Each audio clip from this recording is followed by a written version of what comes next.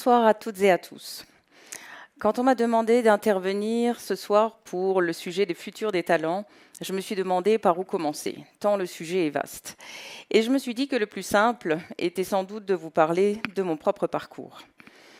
Donc je travaille dans les ressources humaines depuis plus de 25 ans, un métier auquel on associe des tâches essentielles, bien sûr, comme la gestion des salaires, le légal, les mesures disciplinaires, les formations.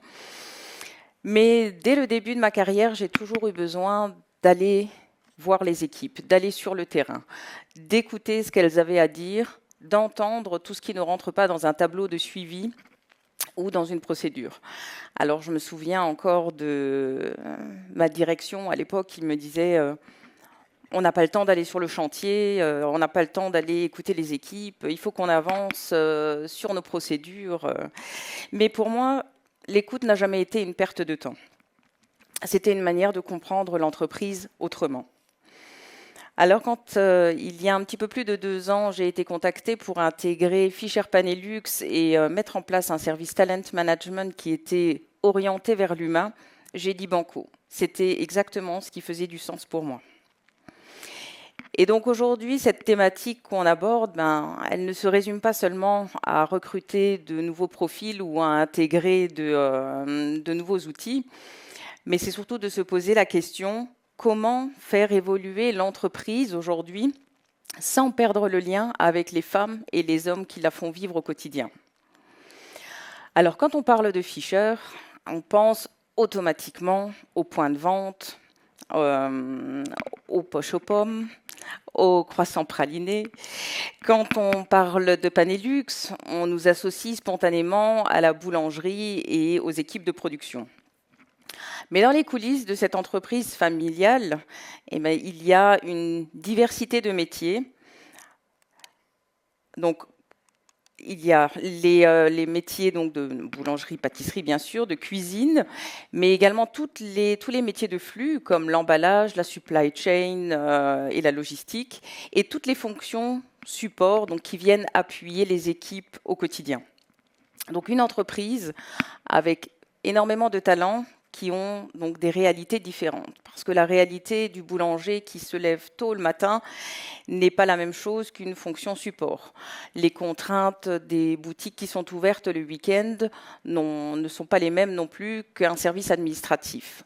De même, pour un jeune qui vient d'être recruté dans l'entreprise, les attentes ne sont pas les mêmes que pour un collaborateur expérimenté qui est là depuis plus de 20 ans. Donc le sujet n'est donc pas de mettre tout le monde dans le même moule, mais de s'intéresser à leur réalité, à leur quotidien et de pouvoir les accompagner au mieux. Alors dans nos métiers, il y a beaucoup de choses qui ne s'apprennent pas dans un manuel ou via un outil digital. Donc le geste du boulanger, la précision du pâtissier, l'œil du vendeur qui connaît son client. Donc tout ceci s'observe, se pratique et se transmet. Alors en parallèle, bien sûr, les outils évoluent et donc la digitalisation et l'intelligence artificielle font aujourd'hui partie intégrante aussi de notre quotidien.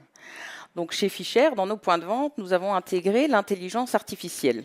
Donc c'est un outil aujourd'hui qui est mis en place pour gérer les commandes de marchandises au quotidien.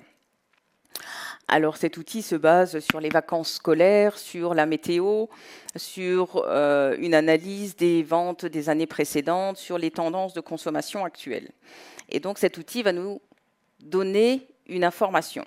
Alors je vous laisse imaginer le nombre d'interrogations qui sont arrivées de la part du personnel. Est-ce que les données sont exactes? Vous nous enlevez une partie du travail et si ma vitrine est vide? Donc il a fallu rassurer, il a fallu expliquer que cet outil était là pour les soutenir, que l'outil était là pour les éclairer, donc leur donner une orientation. Mais ce qui était important, et ce qui est important au quotidien, c'est que ce sont nos équipes qui interprètent ces données et la décision reste toujours au sein de nos équipes. Donc la décision reste toujours humaine. Donc pour moi, l'IA, elle doit être un appui, pas un pilote automatique.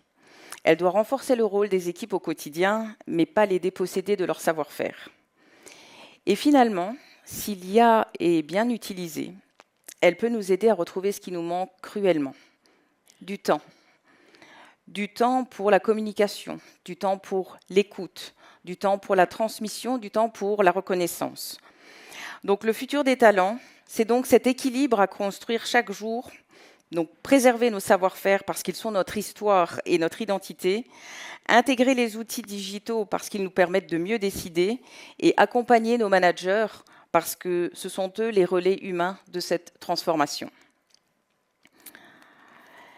Et donc, ma conviction profonde, c'est que la technologie ne remplacera jamais ce qui fait battre le cœur de nos métiers. L'engagement d'une équipe, la précision d'un geste, l'attention portée à un client, la fierté d'un produit bien fait. Merci beaucoup.